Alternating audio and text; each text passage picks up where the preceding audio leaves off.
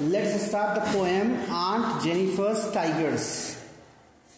Poet इसको लिखने वाली जो हैं उनका नाम है एंड्रियाने रिच.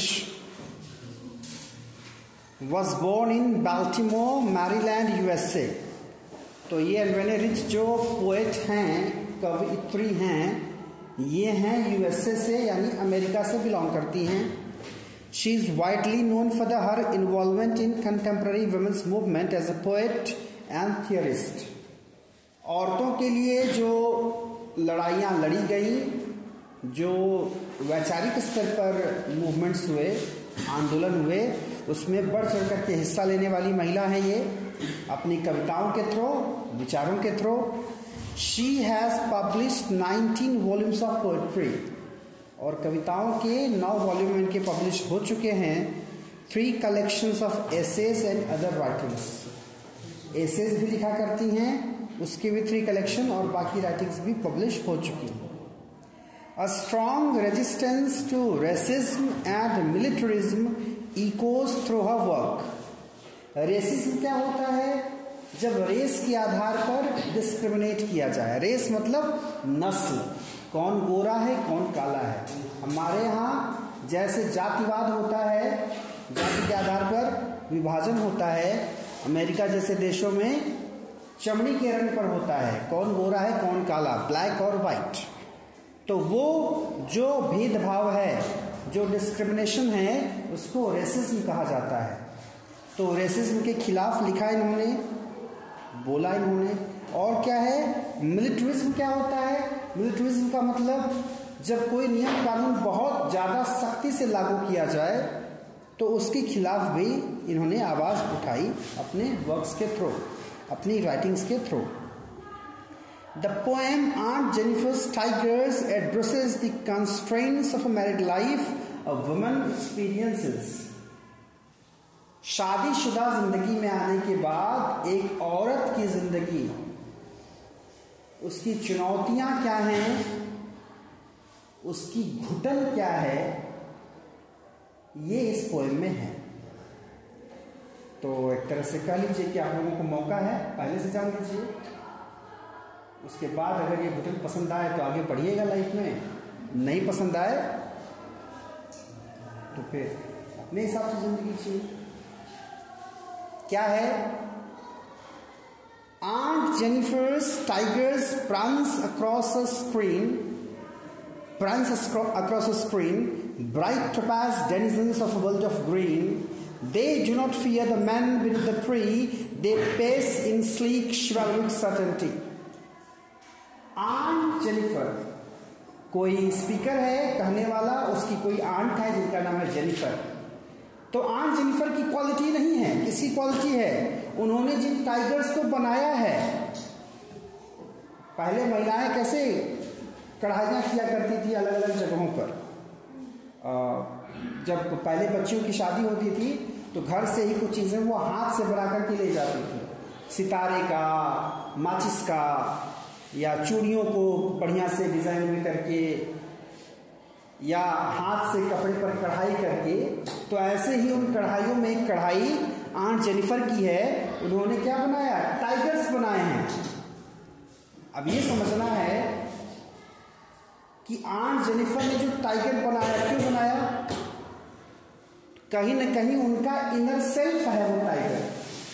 टाइगर की जो क्वालिटी है, फेरोशियस होता है टाइगर, गुस्सैल होता है, उसके अंदर बहुत पैशन होता है, बहुत वो स्ट्रांग होता है, बहुत फ्री होता है, बहुत बहादुर होता है.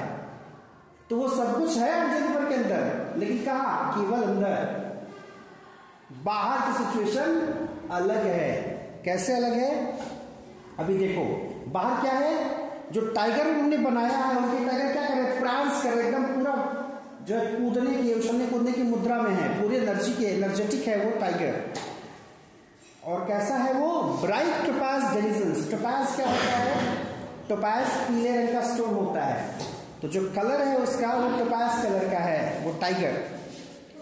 और हरियाली में रहने वाला टाइगर, और पूरा उछलने को, कूदने को, आक्रमण को तैयार टाइगर.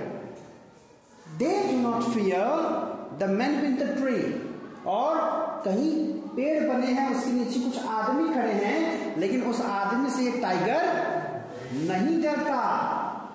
अब यही है लिटरेचर कि टाइगर नहीं डरता, लेकिन आंट जेनिफर डरती हैं।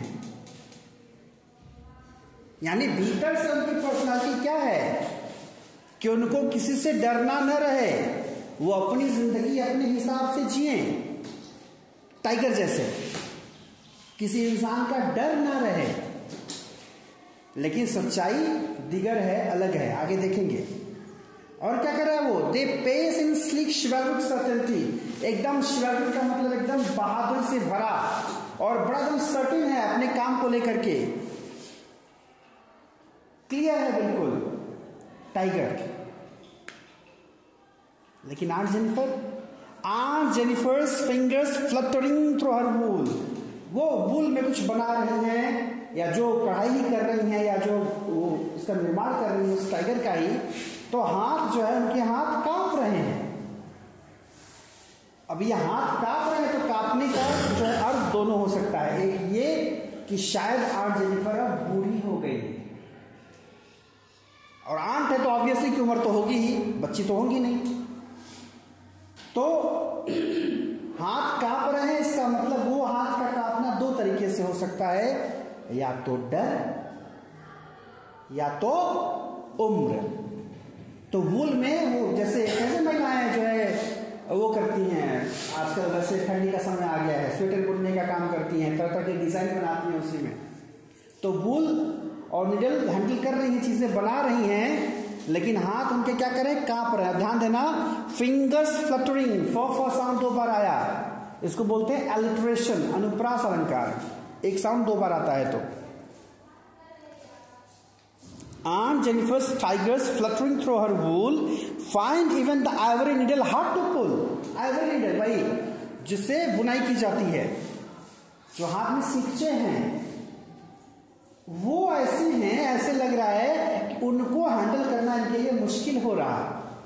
मतलब कितना भार होता है उसका। लेकिन अगेन वही बात है, अगर आप बूढ़े हैं तो आपके लिए वो चुनौती है। उम्र अगर काम कर रही है, यानी शरीर साथ नहीं दे रहा, तो एक शरीर तब साथ नहीं देता है जब आप उम्र दराज हो जाते हैं, और एक शरीर तब साथ नहीं देता जब आपके अंदर एनर्जी नहीं होती। आप जवान भी रहेंगे, आप अगर दुखी हैं, डिप्रेस्ड हैं, तकलीफ में हैं, तो हो सकता है कि आपके लिए एक पेन उठाना बहुत भारी हो जाए। तो आइवरी नीडल को हैंडल करने में उनको दिक्कत हो रही है। इससे पता चल रहा है कि वो परेशान हैं और कमजोर हैं। और ये तो खैर है ही, दूसरी और क्या बात है जो उनके हाथ को और जाम कर दे रही है? The massive weight of Uncle's wedding band sits heavily upon Aunt Jennifer's hand. Wedding band पहना है उन्होंने, या शादी के बाद की अंगूठी पहनी है हाथों में, तो वो जो बैंड है उनका बंधा हुआ, करा वो इतना भारी है क्या सच में? नहीं, वो वजन में भारी नहीं है, लेकिन वो जो बैंड आया, वो जो अंगूठी आई, वो अपने साथ इतनी रिस्पॉन्सिबिलिटी लेकर के आई, इतनी जिम्मेदारियां लेकर के आई कि उस जिम्मेदारी के तले वो दब गई हैं। और वही कह रहा है कि वो आंट जेनिफर के हैंड में एकदम बहुत हैवीली बैठा हुआ है। ये सच है। अगर अमेरिका जैसे देश में औरतों के बारे में ये बात लिखी जा रही है, वहां तो खैर फिर भी फ्रीडम बहुत है, तो आप सोचिए कि आपके देश की क्या हालत है।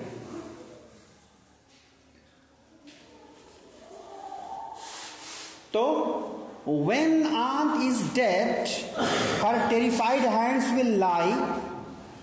अब जब आंट अगर मर गई या मर जाती हैं तो क्या होगा? terrified hands will lie. जो डरने वाले हाथ है वो चुपचाप पड़ जाएंगे। Still ringed with ordeal she was mastered by. वही रिंग अभी भी, माने वो बोझ जो है, वही रिंग जो है अभी मरने के बाद भी वो हाथ में लगी रहेगी, यानी मरते दम तक उस जिम्मेदारी से वो मुक्त नहीं होंगी, मरने के बाद भी नहीं होंगी। The tigers in the panel that she made will go on prancing proud and unafraid. लेकिन यानी उनका व्यक्तित्व कैसा है? डरी, सहमी, दबी, कुचली। और उनके मरने के बाद भी जो टाइगर्स उन्होंने बनाए हैं, वो टाइगर अभी भी उसी तरह से निर्भीक रहेगा। ये क्या है? इसको बोलते हैं कंट्रास्ट। कंट्रास्ट क्या होता है? जब दो अपोजिट चीजों को आप एक साथ में रखते हो तो चीजों की मीनिंग ज्यादा क्लियर हो जाती है। जैसे वो बोर्ड है काले रंग का या हरे रंग का, उस पर आप व्हाइट चॉक यूज करते हो। अगर काले बोर्ड पर काले रंग का चॉक यूज करोगे कुछ दिखेगा? नहीं दिखेगा। व्हाइट बोर्ड पर व्हाइट का कोई मार्कर यूज करोगे तो दिखेगा? नहीं दिखेगा। तो जब दो डिफरेंट कलर को एक साथ आप लाते हैं तो चीजें स्पष्ट दिखने लगती हैं। तो यहां यही समझाने की कोशिश की गई है कि original life, real life aunt की कैसी है, जिन्होंने टाइगर्स बनाए हैं, जो उनके इनर सेल्फ का एक्सप्रेशन है वो कैसे है। यानी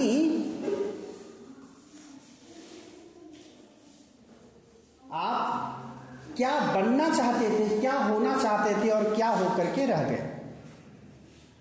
मतलब स्थिति वही है, कोई बाघ या शेर बनने का सपना देखे और बिल्ली बन के रह जाए। तो टाइगर्स तो प्रांस करेंगे, इनर सेल्फ कहता है कि आपको निडर रहना है, निर्भीक रहना है, लेकिन जब आप जिम्मेदारियों में आते हैं, खास करके एक महिला जब जिम्मेदारियों में आती है तो उसे, ऐसा नहीं पुरुषों के साथ भी होता है, पुरुष भी कॉम्प्रोमाइज बहुत करते हैं, लेकिन उसके साथ दूसरा बड़ा और कड़वा सच यही है कि ज्यादातर समय में कॉम्प्रोमाइज महिलाएं ही करती हैं। और ज्यादातर केसेस में जब महिलाएं कॉम्प्रोमाइज नहीं करती तो क्या होता है? डिवोर्स होते हैं, तलाक होते हैं। अभी ए.आर. रहमान बहुत फेमस म्यूजिक कंपोजर हैं। 29 साल की शादी में रहने के बाद पति पत्नी का तलाक हो गया। बड़ी रिस्पेक्ट करते हैं लोग ए.आर. रहमान साहब की। तो लोग सोच रहे हैं कि ऐसा क्या हो गया, इतने अच्छे इंसान के साथ ऐसा क्यों हुआ, किसकी गलती है। जब भी डिवोर्स होता है तो लोग यही सोचते हैं कि इसमें किसी की गलती है। लोग तरह तरह की टिप्पणियां करते हैं। एक सोशल मीडिया पोस्ट के थ्रू मुझे पता चला, पता नहीं वो कितना सच है, लेकिन अगर सच है तो बड़ा अजीबोगरीब सच है। वो क्या है? उनकी पत्नी ने कहा है कि ए.आर. रहमान बहुत अच्छे इंसान हैं, I love him very much, वो बहुत अच्छे इंसान हैं, उनके बारे में आप लोग कोई नेगेटिव टिप्पणी मत करिए। मैं चेन्नई में नहीं रह सकती थी, मुझे मुंबई इलाज के लिए आना था, इसलिए मैं मुंबई आ गई। अब बताइए। तो फिर मैंने देखा कि अरे इस तरह की बात ऑडियंस क्या रिस्पॉन्स करती है। तो ऑडियंस रिस्पॉन्स कर रही है वहां पर कि महिलाएं ध्यान दें, जब तक वो ठीक है तब तक वो पत्नी बन के रहें, जब वो बीमार पड़ जाए पति से तलाक लेके जाके इलाज कराएं। मतलब अपने आप में ये जो एक्सक्यूज है बड़ा अजीब है। ठीक है, आप डिफेंड कर रहे हैं, आप उनका सम्मान करती हैं, अच्छी बात है, लेकिन इस तरह की बात अगर आप आकर के पब्लिक के सामने करेंगे तो क्या पब्लिक बेवकूफ है? नॉर्मली किसी रिश्ते में इंसान को तब और ज्यादा साथ होना चाहिए जब सामने वाला बीमार हो। ये कौन सा लॉजिक हुआ कि आप बीमार थी, आपको उस शहर में नहीं रहना था तो इसलिए अलग होने की बात आ गई। तो जब बड़े स्तर के लोग, बड़ी लाइफस्टाइल वाले लोगों की ये कहानी है। अच्छा, फिर से वही बात कहूंगा, आम जनमानस में भी ये चीजें होती हैं। फर्क बस इतना है, गड़बड़ी बस ये हो जाती है कि दूसरों के पास ऑप्शन रहता है और लो इनकम वालों के पास या लो बजट वाले लोगों के पास ऑप्शंस बड़े कम होते हैं, विकल्प बड़े कम होते हैं। कई बार उनको मजबूरी में रह जाना पड़ता है, वो रह जाते हैं। ये बड़े दुख के साथ कहना पड़ रहा है, लेकिन ये सच है। अगर सर्वे कराया जाए तो शायद मोर देन 50% महिलाएं, अगर पूछा जाए क्या आप अपनी शादी से अलग होना चाहती हैं, तो कहेंगे कि हाँ बिल्कुल।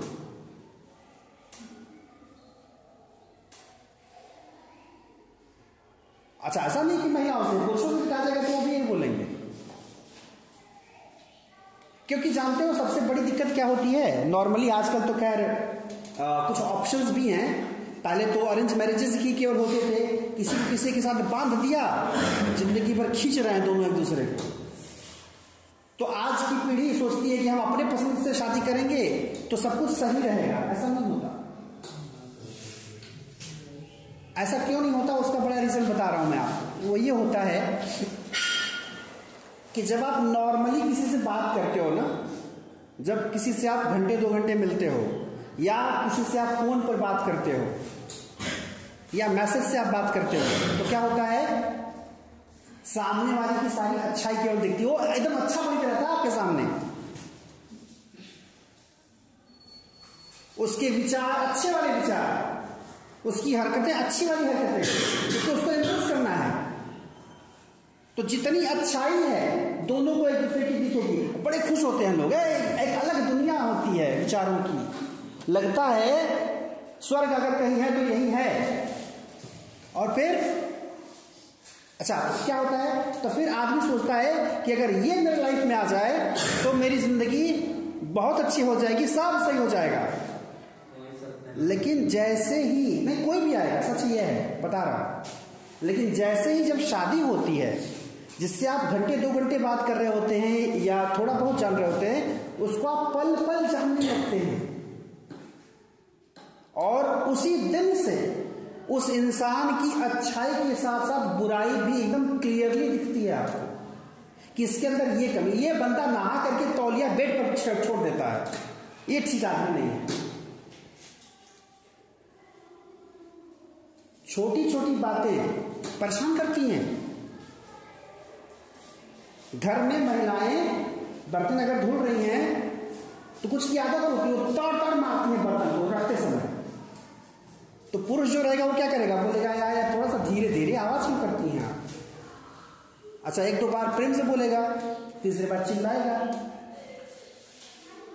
ये कौन सी आदत है आपकी? लेकिन उनके लिए वो नॉर्मल है, लेकिन जो दूसरा है उसको दिक्कत हो रही है। मतलब कई बार ऐसा होता है कि आपकी कोई हरकत जो बिल्कुल सामान्य है, आपके लिए सामान्य है, दूसरे के लिए वो सामान्य नहीं होगी। और ऐसी छोटी छोटी बातें, कभी भी देखोगे किसी भी कपल में झगड़ा होता है, झगड़े का मुद्दा कभी बड़ा नहीं होता।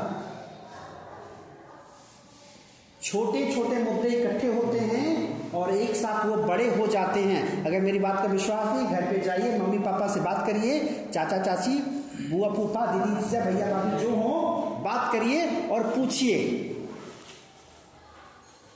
कि दोनों की एक दूसरे के बारे में राय क्या है। दुखद यह होगा, कई बार आप पूछेंगे कि चलिए इनके 5 गुण 5 अवगुण बताइए, तो पता चलेगा सामने वाला 5 अवगुण बता देगा, 5 गुण बताने में उसको समय लगने लगेगा। और जब ये चीजें होती हैं, बात वही है, क्योंकि जब आप साथ रहते हैं तो किस मुद्दे पर आपको कैसे रिएक्ट करना। अच्छा ये भी बात है, एक बड़ी बात, नॉर्मली कोई बात है या कोई मुद्दा है, उस पर जैसे उस दिन मैंने बताया था, याद होगा तुम लोगों को, मैंने फुल्की वाले की बात बताई थी कि एक पुरुष कैसे सोचता है, एक महिला कैसे सोचती है। जो अलग अलग जेंडर बनाया ऊपर वाले ने, पुरुष को बनाया जिस तरह से, महिला को बनाया जिस तरह से, दोनों की सोच हमेशा अलग होती है। ये बात अगर नहीं समझ पाएगा कोई तो वो हमेशा परेशान रहेगा। अगर कोई एक पुरुष सोचे कि महिला मेरी तरह से क्यों नहीं सोचती, या कोई महिला सोचे कि पुरुष मेरी तरह से क्यों नहीं सोचता, संभव है ही नहीं। और तभी दिक्कत होती है। आप बोलते हैं क, उसको समझ में आता है ख, तो क से ख तक तो ठीक ही है, पता चले बोल रहे क, उसको समझ में आ रहा है ज्ञान, तो बड़ा गैप हो गया ना, फिर लंबा गैप हो गया, तब फिर वो एक टूटन होने लगती है। तो ये तो नॉर्मल लाइफ की मैं बात कर रहा हूं, बाकी तो एक्सप्लॉयटेशन कई लेवल के हैं, कई लेवल के हैं।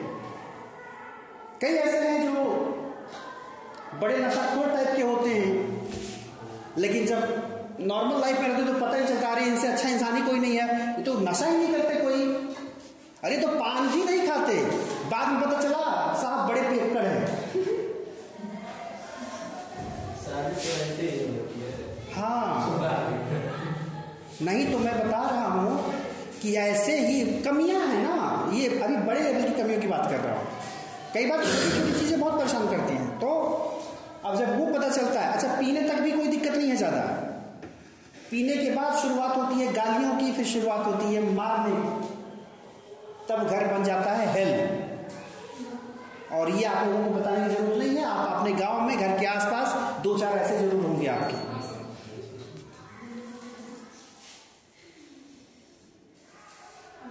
हमारे खानदान में एक लोग हैं, वो रोजे करते हैं, आज जा रहे मरने,